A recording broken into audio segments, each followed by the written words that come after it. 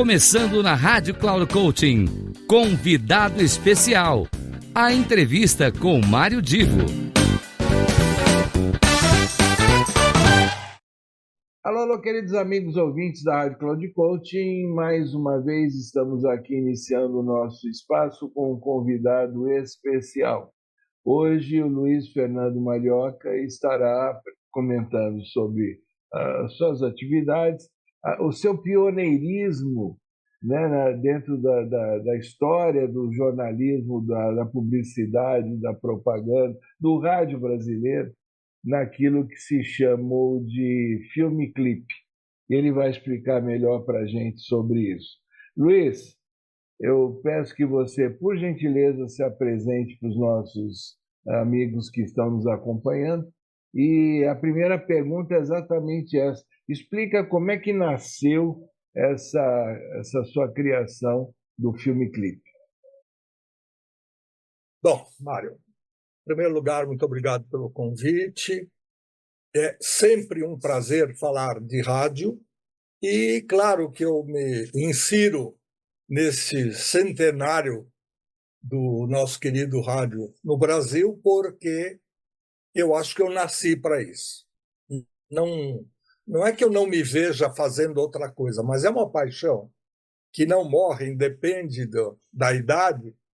E se você me permite contar um pouquinho antes para responder a sua pergunta, eu estava na escola, no estadual, eu sou paulistano, e estava... Aliás, você é paulistano de que bairro? Por incrível que pareça, é uma coisa muito curiosa.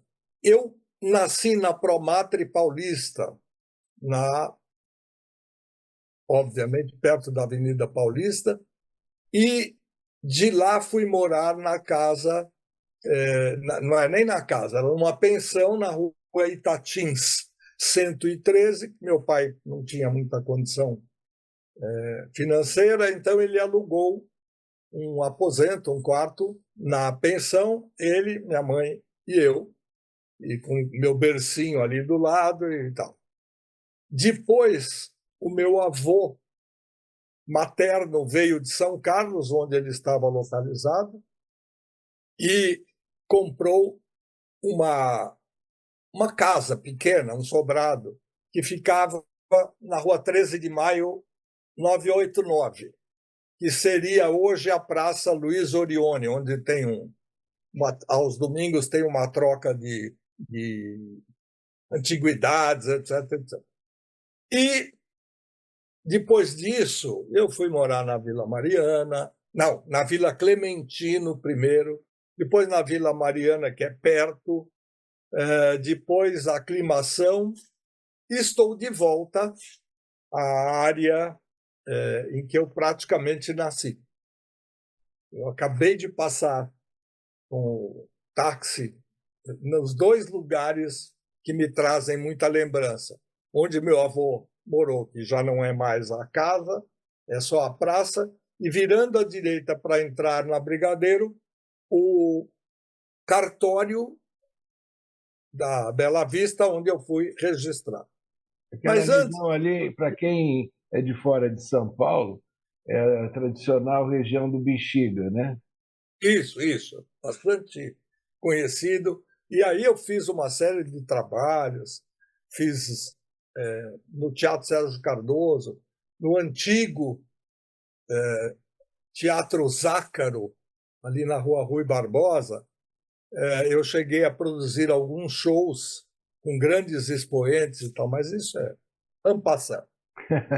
Eu só queria dizer para você que quando eu estudava no Estadual da Penha, eu tive uma ideia, convoquei 4 colegas que se davam bem comigo e nós bolamos um jornal falado. Ou seja, o vírus já tinha sido inoculado, eu já tinha vontade de fazer alguma coisa, Isso mas em que ano que foi? 1964. 63 para 64. A gente, como quase toda a escola, tinha um jornal feito a mimeógrafo a álcool. que muita gente não sabe o que é, mas também não dá. O tempo é muito curto para explicar tudo. Mas o Google sempre dá uma chance das pessoas descobrirem o que é. E aí, não para concorrer, mas para ser diferente, eu criei esse jornal falado. O Genildo Fonseca, que hoje é o empresário do Toquinho, era meu colega de escola, e aí eu falei, olha, vamos criar alguma coisa, algum nome interessante. Ele falou, se o jornal impresso chama O Fofoqueiro, por que a gente não faz O Boato? E na hora veio a ideia do slogan, O Boato, um jornal de fato. E aí começou tudo.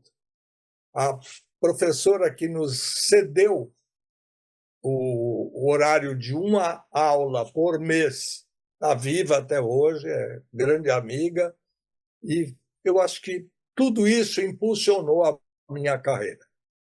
Agora, quando eu estava trabalhando na TV Cultura, que foi meu primeiro emprego oficial, ainda estudante, eu fui para lá como estagiário, eu recebi de José Roberto Póvia, um dos tantos divulgadores que a gente tinha como contatos. Ele falou, Luiz, chegou esse rolinho de filme aqui, aliás, tem mais de um, a gente não sabe o que é. Como você está na televisão, tem a Rádio Cultura aí e tal, dá uma olhada. E aí, na hora, me passou a ideia de requisitar, porque era obrigatório fazer isso, a sala de projeção. Tinha 6 cadeiras ali, porque os produtores e assistentes ficavam assistindo aos filmes de consulado, filmes de documentário que iriam ser usados para ilustração, etc. Aí, de repente, eu convoquei a sala e veio o projecionista, que depois se transformou num querido amigo, trabalhou comigo, e Marcos Antônio da Silveira, infelizmente, faleceu recentemente, ainda há pouco. Bem, a hora que o Marquinhos começou a colocar aqueles rolinhos de 100 pés dá mais ou menos 3 minutos de duração, e eram números musicais diferenciados. Ou seja, aquilo veio sem claquete, sem informação, e aí no selo da latinha que vinha o filme dentro, às vezes tinha uma informação. Carole King. Mais nada. Eu falei, vamos ver se a gente junta isso e tal. E na faculdade, na Escola de Comunicações e Artes da USP, eu tinha sido aluno de um grande cineasta e que era dedicado à publicidade. A empresa dele, chamada Lynx Filmes, fazia os comerciais da famosa, falecida e saudosa Varig. Então, a gente aprendia a fazer isso. Aí eu me toquei de uma das aulas dele, falei, dá para fazer uma projeçãozinha aqui e tal. Não entrar em muitos detalhes, eu peguei um aparelhinho chamado Rotex, fizemos letras, tudo. Sem querer te interromper, mas vocês que estão nos acompanhando, vocês estão vendo aqui algumas citações de coisas que eram extremamente comuns e importantes dentro da vida das pessoas. Falou em mimeógrafo, agora está falando em Rotex. São muitas coisas que fizeram parte como instrumento de trabalho. Desculpe eu te interromper, Luiz, mas eu quis chamar a atenção de todos, porque vale a pena vocês depois pesquisarem mesmo, seja por internet, YouTube, Google, mas vale a pena conhecer essa história, que foi uma coisa muito interessante. Eu acompanhei, eu também participei disso, por isso é que eu dou esse recado. Desculpa, Luiz, mas eu acho que vale a pena. Não. Faz parte, sem dúvida alguma. Eu, às vezes, olho aqui para o lado no meu escritório porque eu encontro ainda uma ou outra dessas relíquias.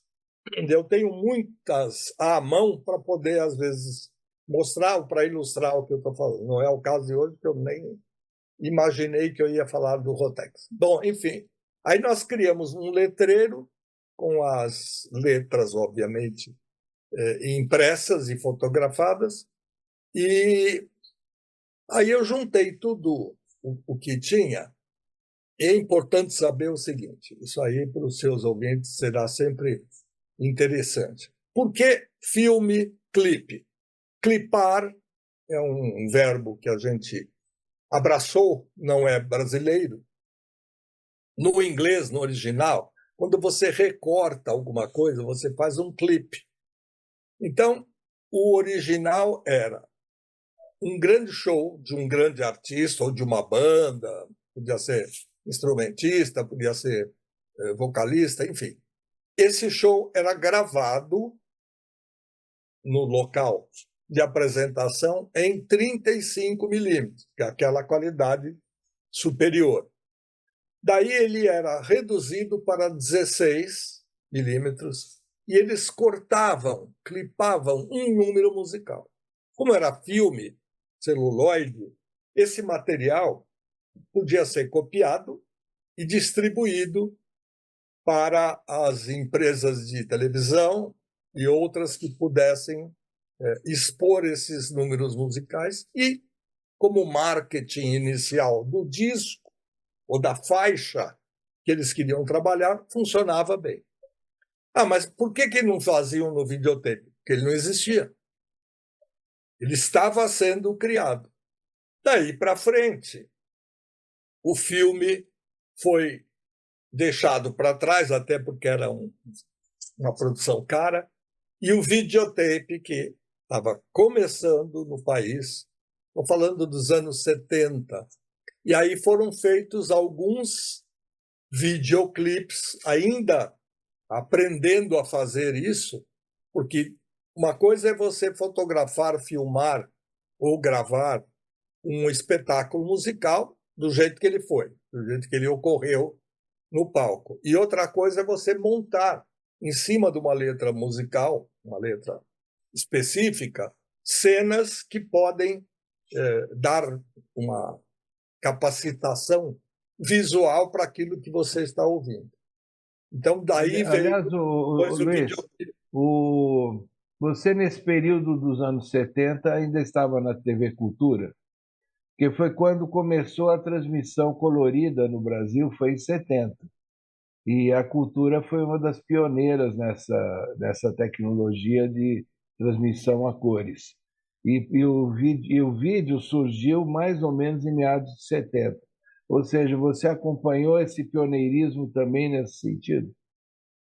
Na verdade, quem fez a primeira transmissão em cores no Brasil foi a TV Bandeirantes, na época, Canal 13 de São Paulo, que fez a transmissão no Rio Grande do Sul da Festa da Uva. Então, essa foi a primeira o marco, vamos dizer, inicial e tal. Na TV Cultura, a gente pegou, eu, primeiro que era novidade. Eu era um apaixonado por rádio, como sou até hoje. Mas eu ganhei um estágio e fui escolhido entre vários alunos da ECA. 3 receberam a visita do Dr. Zé Bonifácio Coutinho Nogueira, então presidente, e ele escolheu por produto, por trabalhos de aluno. Ele não sabia quem era o dono e a gente também não sabia o que é que ele ia considerar. Ele escolheu 3 produtos, 3 vídeos, e eu era um dos autores e produtores desse vídeo. Aí eu fui lá estagiar. Aí nós pegamos o TFR, que muita gente não conhece, é o Television Film Recorder. Então, é você transformar, ao contrário do que nós estamos falando, uma imagem de videotape, ou seja, um curso de madureza gravado em videotape, DT. Ele passa por um sistema que começou na França, se eu não me engano, e virava um filme.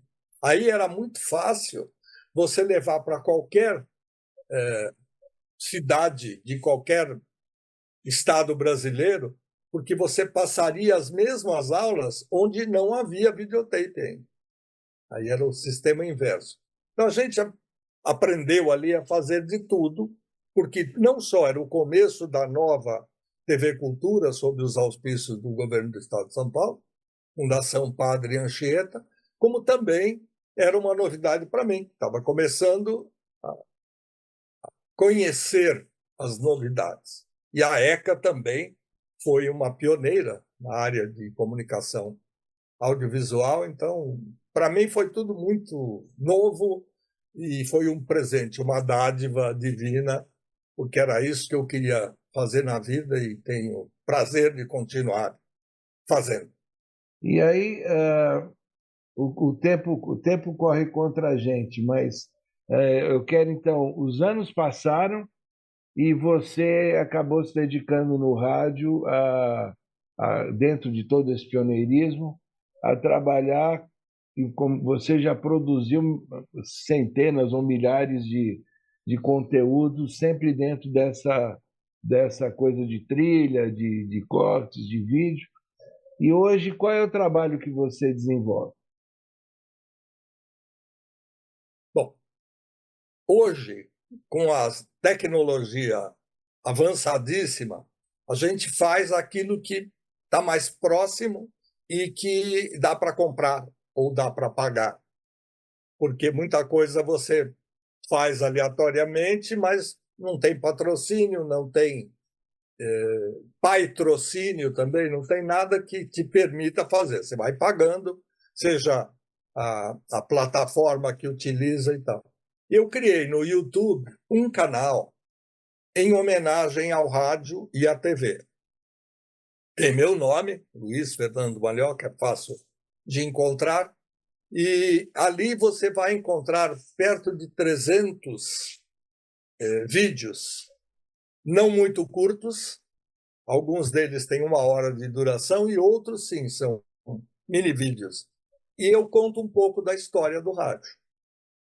São no playlist, que eles chamam, tem vários, você pode escolher o que você quiser. Tem a área dos locutores, tem a área dos produtores, dos bastidores do rádio e assim vai. É só dar um pulinho lá, vai ser um prazer trocar ideias com quem gostar. Eu quero chamar a atenção, vocês que estão nos acompanhando em áudio apenas e não pelo vídeo, que o Malhoca tem 2 Cs, Maglioca com 2 Cs. Assim isso. Fica mais fácil localizar.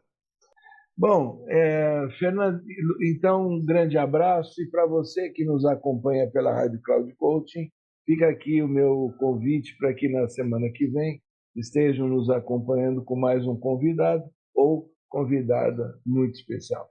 Até lá.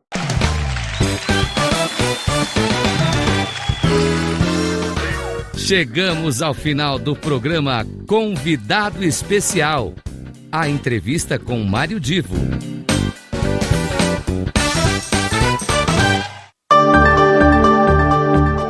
Se ligue! Semanalmente você ouve o programa Convidado Especial, sempre na segunda-feira às 15 horas, com reprise na terça às 5:30 da tarde e na sexta às 10 horas da manhã. Quem será nosso entrevistado ou nossa entrevistada? A surpresa é nossa e a revelação e apresentação de Mário Divo, sempre aqui na Rádio Cloud Coaching. Acesse nosso site radio.cloudcoaching.com.br. Confira toda a programação, baixe nosso aplicativo e ouça tudo em nossos podcasts. Rádio Cloud Coaching, conduzindo você ao sucesso.